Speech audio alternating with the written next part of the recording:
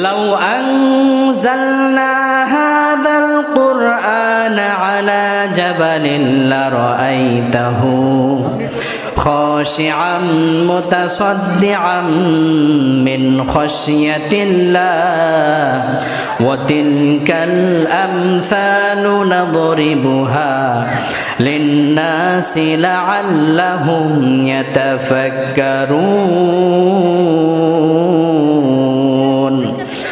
রাব্বুল আলামিন আল্লাহর হাবিবকে জানাই দিলেন, ও আমার প্রিয় হাবিব, তোমাকে যেই কোরআনটা দেয়া হয়েছে তুমি কি জানো এই কোরআনের সম্মান কত বেশি?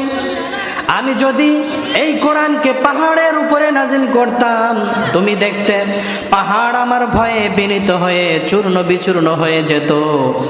ও আমার প্রিয় হাবিব, এই কোরআন সাধারণ কোনো গ্রন্থ না। এই কোরআন যারা মেনে চলবে তাদের জন্য রয়েছে চিরস্থায়ী জান্নাত। সুবহানাল্লাহ।